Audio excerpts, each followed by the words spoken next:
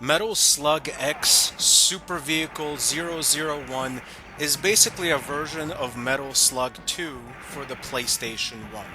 It's an awesome game, but can you really name a Metal Slug game that isn't awesome? I mean, if Metal Slug sticks to its Metal Sluggy formula, it's always going to be awesome. I can't even name one bad Metal Slug game. They don't exist. Don't even argue with me. I will fight you. Seriously, I will crawl through the computer screen or tablet or smartphone right now, and I will punch you in the mouth. And no one will arrest me, because no police officer in the world will believe you that a man crawled out of your phone screen. I will get away with the perfect crime. Actually, there was one bad Metal Slug game I remember.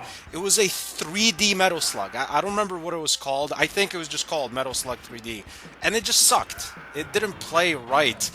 Metal Slug is a series that just doesn't work in 3D. It needs to be this super stylistic 2D arcade game with big, thick, cartoony characters, great colorful graphics, and awesome war or sci-fi or horror settings. It's weird for like a war game to have such happy-go-lucky graphics, but it just works. You're killing like 100 people in every level, but it's like a nice game that kids can enjoy just because the character models look hand-drawn and colorful. It's like graphics from a pop-up book with dangerous, deadly weapons and a ton of gruesome murder. In Metal Slug X, you don't just run around with a ton of cool weapons and save POWs and kill mummies and enemy soldiers.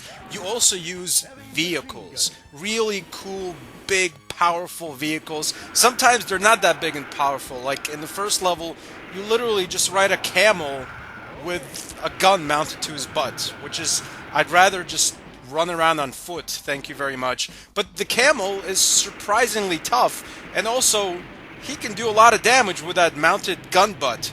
Imagine if all the camels in the Middle East had mounted gun butts. America would never win a single war when we invade their countries. Not a single war. We would go into Aleppo, and they would just destroy us with camel gun butts. A Marine versus a camel with a Gatling gun strapped to its butt, it's not even a contest. Now, Metal Slug is a tough game. It's like one hit and you're dead, but it has such great movement. I mean, you have the perfect control. It's so responsive.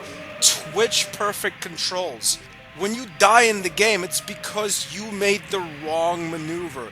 You went right instead of going left.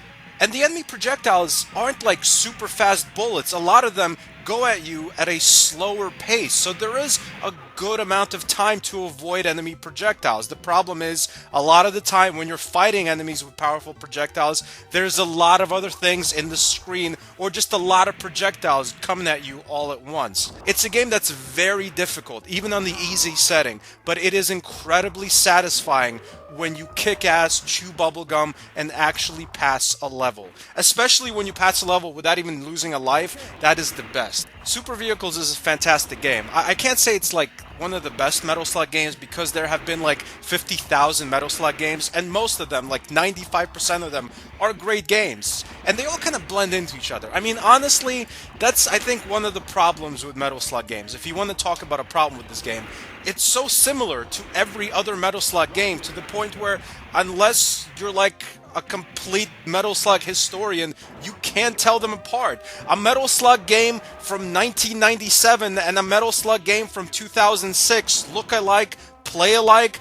There's virtually no difference. In some ways it's a bad thing, but in some ways it's a good thing, because it's like, why change something that isn't broken? Why change a system that works? It's just like Marvel vs. Capcom. There hasn't been a lot of evolution in that series, but does there really need to be if the games stay fun? It's like you have a good, delicious soup that you've been eating for many years. Why add new, expensive ingredients when the original soup, the vanilla-flavored soup, works? Let's just leave the soup be. Let's leave Metal Slug be. It's a great series, and this is a great addition to the series. It gets an official stanburdman rating of an 8.2 out of 10. Thanks for watching. Subscribe for more retro game reviews. Goodbye, my friends.